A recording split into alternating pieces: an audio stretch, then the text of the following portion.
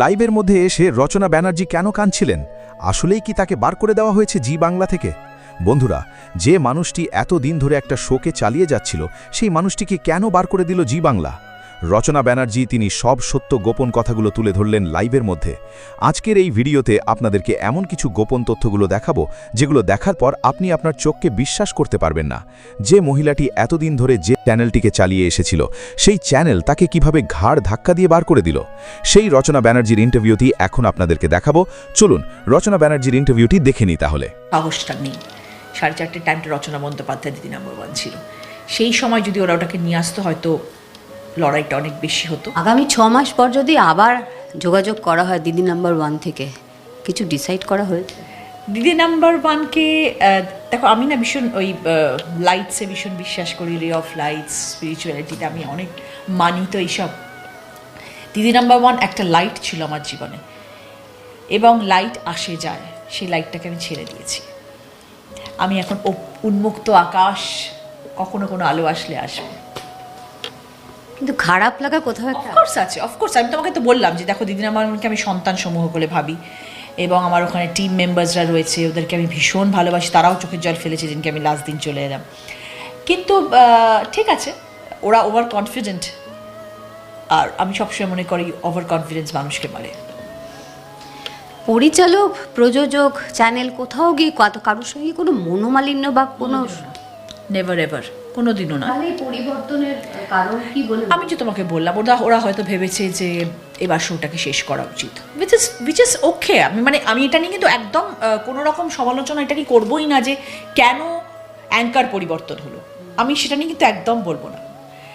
আমার বক্তব্য শুধু একটা জায়গায়, তুমি কিভাবে জিনিসটাকে শেষ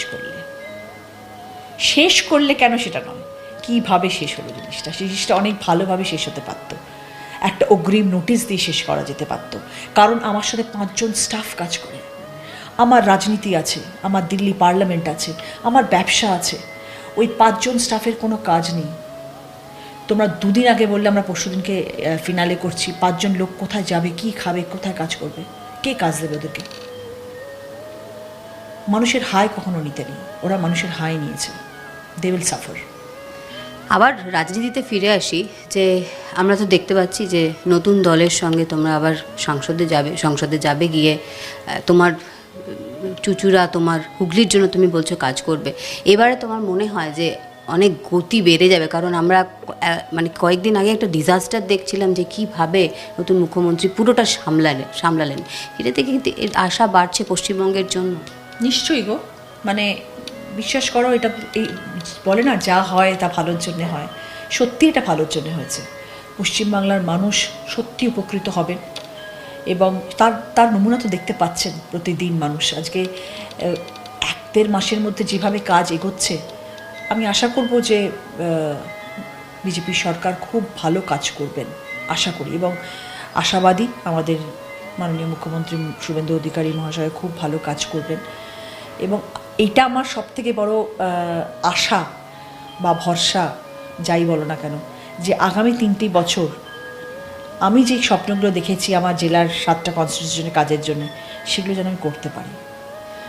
একদম শেষ প্রশ্ন একটা, বলা হচ্ছে যে তোমরা যারা সাংসদরা বেরিয়েছো, তোমাদেরকে নাকি হিউজ মানি অফার করা হয়েছে। কত টাকা পেলে? ভুলে গেছিলাম বলতে, এটা নিয়ে এত বলার থাকে যে আর মনে থাকে না। কিসের পরিপ্রেক্ষিতে তোমরা এরকম ধরনের অ্যালিগেশনস দাও, বা তোমরা এরকম ধরনের কথা বলো? কিসের বিয়েতে, ভিত্তিটা কিসের ওপরে? কি প্রুফ আছে তোমাদের কাছে? তোমরা যে এরকম ধরনের কথা বলছো এতগুলো সাংসদ বিধায়কদেরকে নিয়ে, তোমরা কি বলবো, একটা যদি এর মধ্যে একটা যদি সততা থাকে এইসব কথার মধ্যে, একদম মিথ্যে মিথ্যে মিথ্যে, পুরোপুরি মিথ্যে কথা বলা হচ্ছে নিজেদের সেন্টিমেন্টকে টাঙার জন্যে। দলের মধ্যে আর কিছু নেই, কেউ নেই, মুষ্টিমেয় কজন রয়েছেন, তাদেরকে বিজেপি সরকার ডাকছে না। ওটা তাদের একটা ডেফিনেটলি একটা ভিতরের গ্রাজ, যে আমাদের তো ডাকছে না, বাকিদেরকে নিয়ে চলে গেল। ওরা তো ওখানেই পড়ে রয়েছে, না ওরা বেরোতে পারছে, না ওরা গিলতে পারছে, না ওরা ফেলতে পারছে। তোরা এখন করবেটা কি? ওরা এখন ব্লেম দেওয়া ছাড়া ওদের কাছে আর কোনো গতি নেই। ওরা এখন ব্লেম দিচ্ছে, কিভাবে আরো ব্লেম দেওয়া যায়, কিভাবে আরো ব্লেম দেওয়া, টাকা নিচ্ছে ব্লেম, গদ্দার ব্লেম, আর তো কিছু বলতে পারছে না। আর তো আমাদের তো কোনো চুরি, চোর, দুর্নীতি কিছু বলতে পারবে না ওরা, কেউ কিছু মহুয়া মৈত্র চুরি করেছে সেটা সবাই জানে, পার্লামেন্ট থেকে বার করে দেওয়া হয়েছিল, সেটা সবাই জানে, সেটা আমি তো নতুন, সারা ভারতবর্ষ জানে, পুরো প্রেস মিডিয়া সব হয়েছিল। আমরা তো চোর নই, আমাদের থেকে বলতে পারবেন আমি চোর? তাহলে তুই কার উপরে আওয়াজ তুলে জোর গলায় কথা বলছো? शीशे के घरों में रहने वाले दूसरे के ऊपर पत्थर नहीं फेंका करते।